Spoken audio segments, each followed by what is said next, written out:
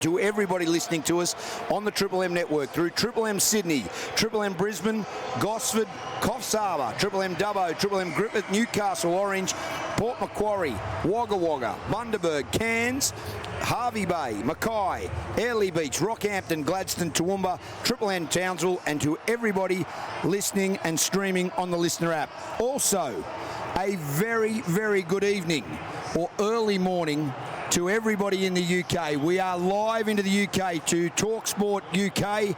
A very, very big welcome from Las Vegas.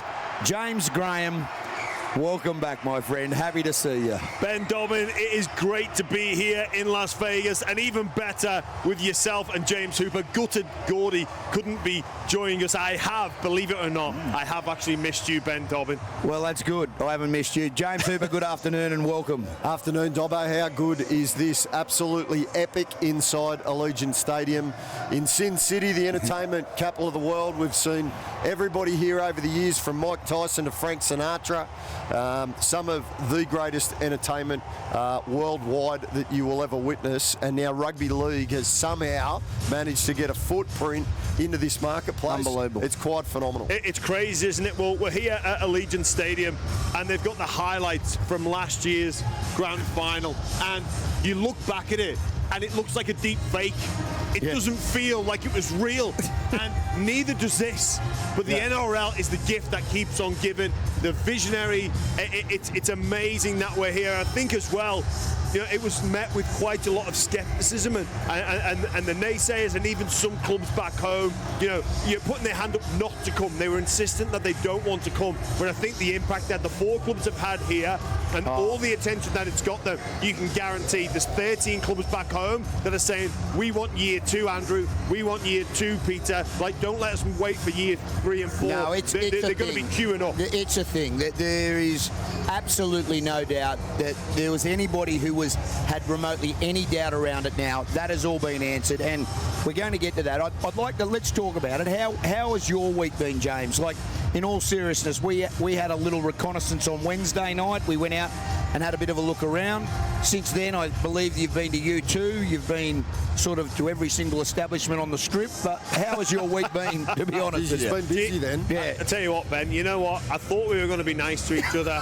And because you've set the tone, you know, before we get into Las Vegas and whatnot, you know, we left last season. Yes. We made a bit of a truce. You spoke about some of your goals that you were looking to achieve. You said, I want to lose 5 kilos. Yeah, I've done that. You know, still 10 to go. So, yeah, you're looking really well, Ben. You started this, so I'm coming back here. In fact, Vegas, you know, it's been sensational. It's been a great trip. So much mingling with the NRL fans. There's fans absolutely everywhere you go. I was at the season launch, the official season launch, and it was one of the very first times in my post-career that I've been jealous of the players. Like the players, the 4 skippers, I've been involved in some of those season launches before, and they're a bit of a box-ticking exercise, and you'd really have no enthusiasm to be there, but you put on your smiles and, hey, we're here to launch the season, can't wait to rip in, you know, yada, yada, yada, box tick, the usual lines. But those 4 guys, they looked out at Fremont Street, and you go, wow. And then I was watching the people, the fans' reaction. It's incredible that, you know, the entertainment went to U2 yesterday evening, and look, it was okay. But if you think that's entertaining, wait till you see what these 4 teams put on for the people in Las Vegas. We are competing. You know, there's so many things to do. But wow, I can't wait for these lads to just strut their stuff and show the world, the American population, what rugby league is all about. Yeah, Triple M Sunday Sinby, and all thanks to Prosper. Small business owners should visit prosper.com today. That's Prospa. And I tell you what, thank you to Prosper for once again being part. We are live from Allegiant Stadium in Las Vegas. James Hooper, James Graham, Ben Dobbin with you ahead of both games. We'll be calling both games live here. I'll be calling with James Graham and Greg Inglis in the first game, and then Dan Ganane will be with us. Oh, sorry, Hoops, you're on the sideline as well. And then obviously we've got Brent Reid and Wade Graham and Dan Ganane calling the Brisbane Broncos and the Roosters.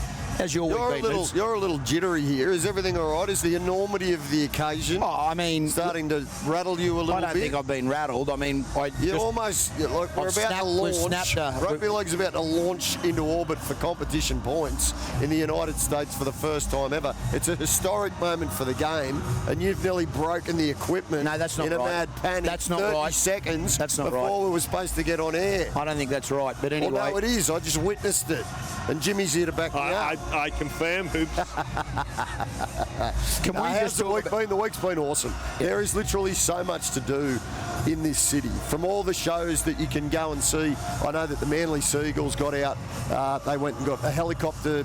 They went on helicopter rides to the Grand Canyon. They went and saw the Michael Jackson Cirque du Soleil show. So the players have been ripping in terms of training, the way that the coaches fine-tune the programs to the millisecond these days, and with their high-performance staff. They haven't utilised it as a Kentucky tour. They've taken it on board as it's an opportunity to come over, attempt to grow the game, put a small footprint into one of the biggest sporting markets in the world. We'll strip it straight back. Of course, Peter V'landys is a genius with numbers, and of course one of the big reasons why we have come over here is because if we can garner some interest in the game and people then all of a sudden do decide that they might want to bet on it, that could provide a huge windfall the gambling for the NRL. No two ways about it. If there is gambling, you like that? I just put that in for you.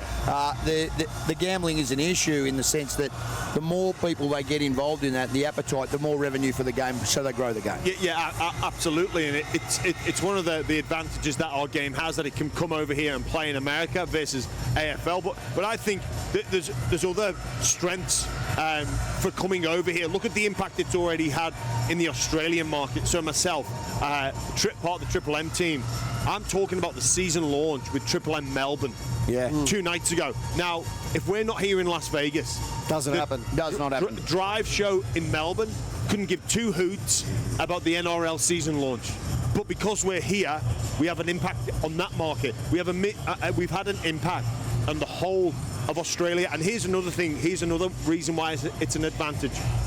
Put your player's hat on. This is an experience that these guys will remember for the rest of their life. Come and play at 30 or hopefully 40, 50,000 people in Las Vegas. This is a huge experience, and that's what when you finish playing, you look back, and I can say I played in Denver. There's 20, 30,000 people there. These players today, they're part of history, and your rugby union, they often say, well, do you want to play in Penrith or do you want to play in Paris? Well, guess what? We can play in Las Vegas now. Yeah, so we're showing that we can go to new markets. There's multiple reasons of what the positive reasons, the impact that it could have here in the States, the gambling revenue that it could generate through American gamblers, but the players' perspective and the interest and the stories that are generated back home in Australia. I want to give a shout out to Jimmy, and I'm sure you've embraced plenty of people over the course of the week. Rugby league supporters, like, they're such a loyal fan base of people, and for them to come over here, it's not a cheap exercise. No. By the time you do the conversion rate, US dollars into Aussie dollars, I've met a lot of people from the north of England here as well. They've also made the trip too. But 15,000 Australians have made this their week away and have absolutely embraced the experience. Those scenes in Fremont Street, where rugby league took over the old original strip of Las Vegas. Yep. I never thought I'd see that in my lifetime. It was quite unbelievable, and that was the season launch that happened here. We are live from Allegiant Stadium, Sunday sin bin on Triple M. Both games being called this afternoon. The Seagulls and the Rabbitohs. Live coverage from 1:20 p.m. in New South Wales, 12:20 p.m. in Queensland, and then the Roosters take on the Broncos to follow. Dan Ganane will be calling that game. He's calling for Fox in the early ones. Hoops, you talk about losing some money. I'm going to have a little whinge a bit later about how this tipping system, because I got stung again today on the tipping system here. You stung yourself. I saw that. No, I did Don't not. blow up about that. Geez, you can carry on. Well, I've had Come on. Speaking of the week. No, I just want to have one thing. I just want to say one thing. I want to address an issue, and I'm going to do it because I want to thank you both and to Chicka White. And now we haven't got Gordy here this week, but he'll be back with us next week. It's only this week that the Bull's the Bull's here next week. The Bull's doing Fox at the moment, but the Bull will be back next week. It's a good day. It's a good day without him. Can I just say this now? Can I just say this? Thank you for your support of me doing the triathlon last year. I did the triathlon and I succeeded, and I want to thank you both for your very kind words, that you were very nice, and to Chicka. And one person that wasn't here who refused to acknowledge it is Gordon. Hey, I'll stop you there. We're in Las Vegas. We're not talking about you doing the bloody triathlon. I just want to address that quickly. That wasn't on the rundown, and for a very good reason, Ben. So we've got topics to talk about. And your triathlon, you didn't break any records. You're not a champion. You're not even completion. You got the participation. I got a medal. I got a medal. I'm sure, like all everyone our listeners, got a medal if you finished. Yeah, exactly. Exactly right. Moving on. Hang on. Think about this. You say we're going to the UK to talk sport. Yeah. Like, they're turning off now. They're not going to tune back in. They don't care about you. You want to shout out to some of your mates over there because they're listening? How about this, Dobbo? You got some mates over there? No, one of my pet hates in radio is when people do individual shout-outs. It's like, but no one else, the listeners don't care if it's like my wife's birthday or my kid's birthday. They don't care. Well, I care about you. Let's keep it on topic. Okay, can I just talk to you about the week, right? Yes. What's happened this week? But it hasn't only been about Las Vegas. South Sydney were in San Diego. The Broncos and the Roosters were in Los Angeles. Now, you've had a couple of very close shaves. I don't know what you're talking about. With gangsters. There's been talk of a knife being pulled. Hang on. There's also been talk of a Glock pistol being produced in an Uber one evening.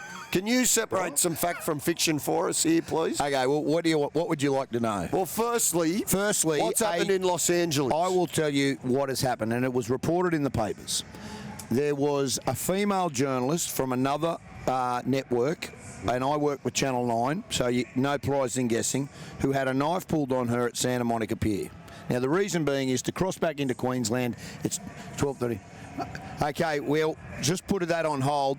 Liam Flanagan is our roving sideline. He has the Manly Sea Eagles coach down there, Anthony Seibold. Down to you, Flanners. Good afternoon, gentlemen. Yeah, I'm standing with a guy who I think has pulled off the masterstroke ahead of this Vegas adventure, because all these other teams coming in late, basing themselves elsewhere. His Manly Sea Eagles players could not be more settled after having been here for a couple of weeks now. Anthony Seibold, how are you feeling? Yeah, feeling pretty good, but I suppose we'll find out whether that was a smart move or not tonight. And obviously, last night I spoke to Daly Cherry Evans. There was some videos played for the players, some messages from their family. They've obviously been away for a little while. Got them, remembering what they're playing for over here, I guess. Yeah, definitely. I think one Thursday night we invited the parents and partners and kids who have travelled across, and then on the Friday night there's really good touch. The families from back home sent the boys some messages. So the players with little ones back home, they've been away for sort of 10 or 11 days now, so it was great for them to see their kids. Up to you, boys. Hey, Siebes, it's Jimmy Graham here. Obviously, plenty of distractions in Las Vegas, but a focus point for Manly and their season ahead rests, I believe, on the shoulders of Tommy Trbojewicz. What can we expect from him this afternoon? Yeah, well, I think Tom's in elite condition, Jimmy. I think it's the first time he's had 14-week pre-season, certainly as long as he can remember. So he's fit, he's fast.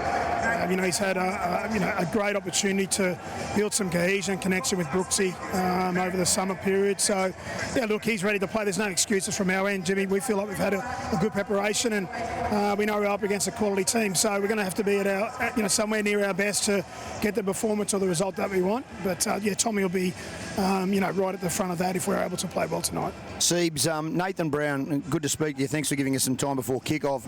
It's quite a remarkable story. He came to you on a train and trial, and from all reports, he's won countless awards, like in your training camps, and has been a real leader, and he finds himself in the 17 today. Yeah, he's done a great job, Dobbo. Been at Parramatta Roosters the last 2 years and hasn't had the best seasons, he admits that himself. So he came to us with a bit of a point to prove. So we wanted to sort of see how desperate he was. So instead of signing him to a top 30 contract, I said, look, we'll give you 6 weeks and you show us that you mean business and that you're ready to play to the best of your ability, which, Nathan Brown at his best, he's played in a grand final, played for New South Wales, and we feel as though he's had a good summer, and we feel like he can add some spark and some impact off our bench. So he's a real good guy. He's a man, he's obviously 30 plus now. He had his birthday the other day, but he's a real man. I really enjoy coaching him. Yep. Seibs, here at Allegiant Stadium now, and I know Manly have specifically been training with the smaller width of the field and the smaller length of the field. What's your thinking in terms of with the sidelines? Because we're just looking down at it now, and you can see that there's not a lot of room between where the white sideline is, and then also all of a sudden you're going careering into heavy traffic that looks a bit. It's quite hard. I was down there earlier. Yeah, look, mate, we had a look at it at our captain's run yesterday, Hoops, and obviously for the wingers, they're playing sort of with danger there, I've got to say. But we got some quality finishes on both sides of, on both teams, on both sides of the field. Alex Johnson's one of the best finishers of all time. So I still think there'll be some opportunities to have wingers dive in the corner. So hopefully they've put some matting down there, Hoops, I think, for the wingers' sake today. Hey, Seibs, we really appreciate so close to kick-off you giving us some time. Thanks so much. Best of luck this afternoon. Good on you guys. Thank you. There we have it, Anthony Seibold. Well done, Liam Flanagan, as well. Fantastic. We're going to take a break live from Allegiant Stadium. This is the Sunday Sin Bin on Triple M ahead of the inaugural round 1 clash between the Seagulls and the Rabbitohs. Not far away. We'll take a break. Come back with more. Speeding up with the crew. Live from Vegas. Welcome back. Sunday Sin Bin, all thanks to Prosper. Small business owners should visit prosper.com today. PROSPA. We are live from Allegiant Stadium in Las Vegas for round 1 of the Telstra Premiership. The Seagulls taking on the Rabbitohs, and then following that, the Roosters taking on the Broncos. Sunday Sin Bin, James Graham, James Hooper, Ben Dobbin, Raging Bull Gordon Tallis not with us. He's on the Fox desk today. We just heard from Anthony Seibold, the coach of Manly, Liam Flanagan, our roving sideline reporter, why this is going on. Can we talk about this first game? And hang on, just before we do, because yes, we got chopped off before. Yes. Now, there are a couple of incidents in Los Angeles. Yes. One involved you when you were doing a live cross. Yes. Channel 9 Brisbane. I'm very shaken up about this, so I don't know why. And you were surrounded by, what, local gangsters, or who were they? I mean, you want to minimise this. No, you want to minimise this. I'm just trying to clarify. And there's been comments from you as well. What are you putting your hand up? What would you like to say? No, well, this was part of my I call BS. Well, I'm going to save my opinion on this matter for a little bit later. We're not interested in your opinion. But we'll wait to address it. All I can say is I had a harrowing experience. Right. And that I am shaken up by it, and so do not push my button so early in the season on something like this. Right. Okay, moving on. Now, can we confirm we've also had a couple of spotteds of you in Sin City, right? This will be one good. One spotted was Magic Mike, and the other one was Thunder from Down Under with Billy Cross. There was no... True or false? I have not been any... You know this. You know this is false. You were with me last night, and I think I went to bed before you last night. Would you confirm that? Yes, thank you. I can confirm that every night. Yeah, and I can confirm that I went to bed when I went out with you on Wednesday night. I went to bed before you. Confirm that? I wasn't paying attention to you, Anyway, we will get to I Call BS very shortly. Seagulls, Rabbitohs. Yep. It's so important for both these teams. I mean, obviously, the Seagulls have never had 3 years in a row when they haven't made the 8. Since 2017, the Rabbitohs have always been the 8 since last year. Both sides are fully fit to a degree. There's no Jack White and no Campbell Graham for South Sydney, and they're big outs. But for Manly, this is a really important game for them. I understand how both clubs want to get off on the right note, but I just feel for the Seagulls, this game is so important for shaping their season. I think it's for both teams, Dobber. I think if you look at the 17 teams in the competition, you could make a strong case how Manly and Souths are the two teams under the most pressure and the two coaches under the most pressure. Obviously, after both teams not making the 8, littered with talent, so much expectation. You look at South and how they were leading the comp, and then they just fell off the cliff and remarkably didn't play finals. Then you look at the Manly Seagulls and some of the quality of footballer that they've got, and obviously now the addition of Luke Brooks. I think I mentioned it to Anthony Seibold. It's Tommy Tszyu. He needs to be fit and go back to the form of, I believe, 2020 and then have some people chip in. I think there's some forwards there, Ola Kawatu, that started last season amazingly, the best back rower in the comp, but then obviously talk of Origin, and I thought he played himself into an Origin selection, but then it was a strange one with Ola Kawatu.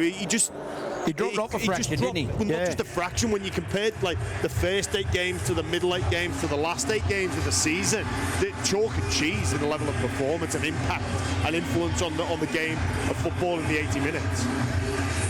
I like, for South Sydney, and you talk about Luke, we'll talk about Manly with Luke Brooks. I mean, Hoops, very much so for a long point of his life at the Tigers, he was seen as their blue chip marquee playmaker. But now he comes into a side where you've got a tried and true veteran in Daly Cherry Evans, and you've got arguably one of the best players in the game in Tom Trbojevic. This could work absolute wonders if he just controls the left side, which we know that he's got a great running game. He's got a really nice kicking game as well.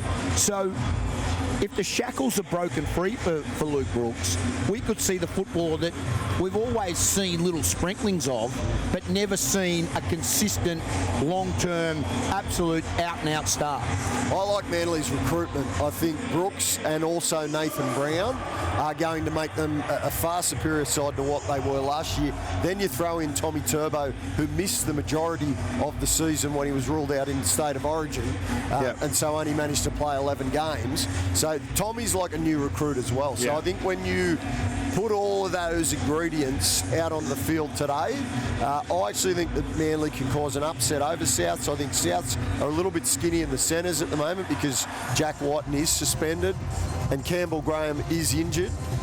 And so I think Manly are a good chance. We're going to go down to the sideline. Liam Flanagan has the man, Jonathan Thurston, with him. Standing down here with the man, I reckon would have been pretty comfortable if he'd got to play in Vegas during his time. He's here with Channel 9, Sydney Roosters Broncos game. That one's coming up on 9 later on if you're not listening here. JT, how are you feeling, mate? Oh, I'm that excited. The atmosphere is building. I played golf all week, and speaking to the Americans, showing some of the footage. They can't believe it, but walking through the streets yesterday, a heap of Aussies, people from the UK, getting photos with peoples, and then we were getting all the Americans coming over going, what are you, why are they getting photos with you? So then explaining the game to them. So hopefully we can create that interest here in America. The ground looks impeccable. It's a fast track, so there'll be a lot of ball movement. Hopefully we see a lot of tries and really put on a show. Up to you, boys. Hey, JT, it's Jimmy Graham here. You were always a player that rose to the occasion and enjoyed when a lot of eyeballs were on you. Are you expecting some of these lads to rise to that sense of occasion today? And if anyone in particular that you'd like to mention? Yeah, well, the 4 fullbacks that are playing tonight, Reece Walsh, Tedesco, Latrell and Turbo, they're the key to their performance and winning the game. So, like I said, it's a fast track down here. If we can get some good ball movement with those 4 boys, they should be able to create some havoc. So, the atmosphere's building. How good? JT, what about the week in Vegas? How have you found it? Have you got out to see a show? Have you been for a dip in any of the pools? What have you been up to? So brought the clubs over, played 4 courses, but I went to the Sphere last night, watched U2. I have never had a better experience. That place is off the charts.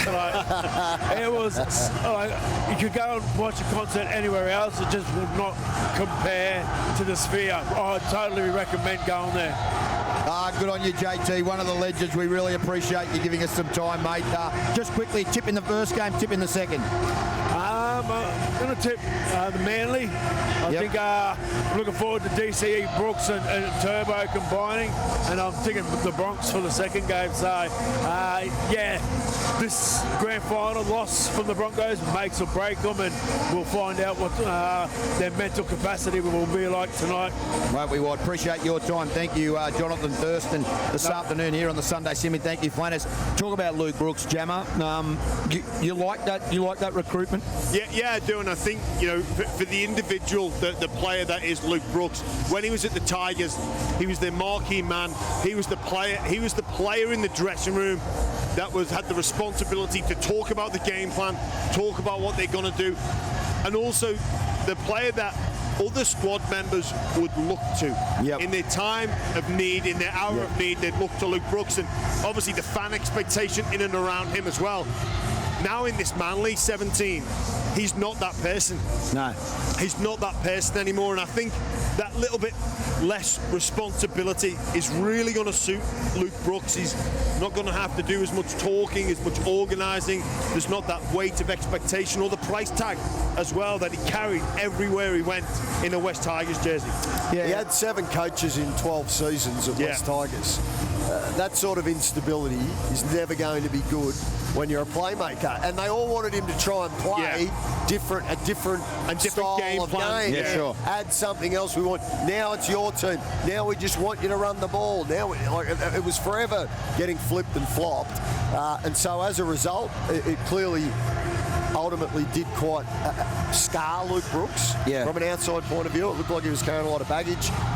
From all reports over the summer, he's fitted in extremely well on the northern beaches. I think we're going to see the best of Luke Brooks at the Seagulls, and it'll primarily be his running game and his little left foot kicking game when DCE is otherwise involved on the last. He's a secondary option. Yeah, I like it as well. South Sydney-wise, I'll give you some stats, and this is, I've got to say, I'm more excited about the Latrell-Tommy battle and the two fullbacks playing against each other, but when Latrell was at the Roosters, he averaged 24 games a season and he got 2 premierships. Over the last 4 years at South, he's averaged 16 games.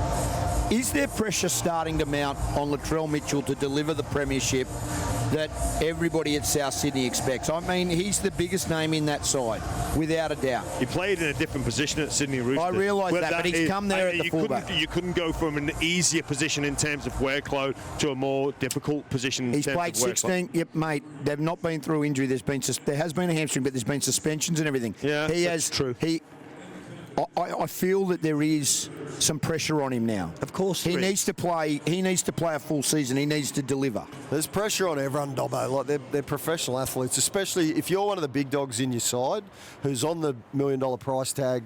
It goes with the territory. And Latrell, he does love it. He's the person sometimes that's always in the crowd, you know, trying to pump up the crowd. And I think, you know, we know that he likes to go on the farm and get away from everything, but on stages like today and stages like the NRL each and every week, he wants to light up, he wants to dominate, he wants to be the main man on the field. Well, I'll tell you what, Liam Flanagan's doing an unbelievable job. He has got the main man with him. Down to you, Flanners. You have a bloke who can fight and will be here in a little under a month's time to take on and absolutely destroy a bloke in here. Hey, March 31st, only available on KO. Tim Tszyu, it's his first Vegas fight, taking on some bloke called Keith Thurman. Don't need to worry about who he's fighting because he's going to annihilate this bloke. Tim, for us, this is incredible. This is new. This is an adventure we haven't experienced before. This is just another day. I wouldn't say another day, man. This is pretty unreal. Look at this stadium, you know, like they do it times 100 here, you know, it's pretty unreal. How's your prep going for the fight? Yeah, very well. You know, it's day in, day out, same old, just that daily grind.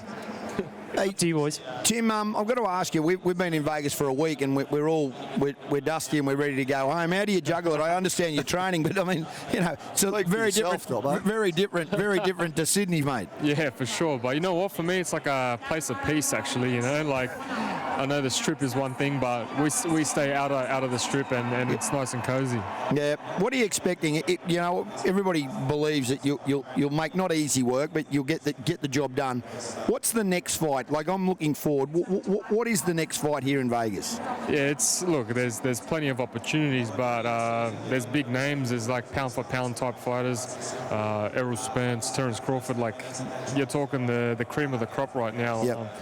But yeah, first of all, I've got Keith Thurman on my mind, so yeah, I'm not underestimating him. Hey, Tim, it's Jimmy Graham here. Just how difficult is it to focus on the immediate when you're constantly being asked about these bigger fights further into the future? Nah, man, I'm a true professional, so I only focus right now on the present. So whatever all that stuff in the background, that's just noise to me. You know, I'm focusing on Thurman. Tim, just how big is this for rugby league? Like, you're here now inside this $2 billion stadium. It's called the Death Star. It's the home of the Las Vegas Raiders. These scenes are quite surreal, aren't they? And to think that rugby league is going to be played inside this stadium in a short matter of time, it's pretty special, isn't it? Yeah, like, look, this is like where dreams are made, you know? Like, this small little city is where the biggest spectacles are ever done. So the fact that rugby league is here in the one of the craziest cities on earth, it's unreal. Yeah, it is unreal. Best of luck, mate. We really appreciate it. You made yourself available, obviously, all week, and I understand you're focusing on this fight as well. So best of luck, and we really appreciate you giving us some time. Enjoy the afternoon. Thanks so much. No, thank you. Good on you, Tim Tszyu. We're going to take a break. This is Sunday Simbin, live from Allegiant Stadium in Las Vegas. We are under an hour away to the first game, which will be Sea Eagles taking on the Rabbitohs as Triple M rocks the footy. You're talking about, what is the negative news story? Well, an alleged person that didn't want to be named, anonymity. What that does is that, I wonder who that was. So that person, whoever that is, who's trying to remain anonymous. What about? Are you talking about the incidents? The carjacking. There was no carjacking. Well, so there's no carjacking. Let's explain for the listeners, okay, right? Well, you're doing a live cross, and then all of a sudden you were surrounded by what you described as 3 vehicles. I haven't spoken to any media outlet. I have not spoken. Right? I don't know where you're getting this information. What time was it? About 12:30 at night? Because you were doing live crosses back into Brisbane at that point in time when you were staying in Los Angeles. I do not know why you are pointing at me. This is not my story. There is no names being mentioned in there. So you can allege it's me all you want, but I won't be able to do it. I know it was you. What are you talking about, you Palika? No, it wasn't. And also, don't try and throw off. Here's something. If you're the victim of a crime, there was no crime. Go to the police. Don't go to the newspaper. I didn't we all know that. It was the first time in my life that I thought I was going to die. I never said that. The NRL journalist said. It's not Dobbo. I never said that. It's not Dobbo. He'd never get that status as a journalist. I don't know quite what he is. In all seriousness, a young lady had a knife pulled on her at Santa Monica Pier who works for another rival, and that is a true story. Now, I feel that might be her quote. Okay, so rather than you getting your facts wrong, which you're good at doing, right, why don't you do a bit of investigative journalism into investigative journalist. Well, you didn't do a lot, did you, Ginger? People come to me and go, here's some ammunition. Once again, it's rotten mail. Don't hit reverse.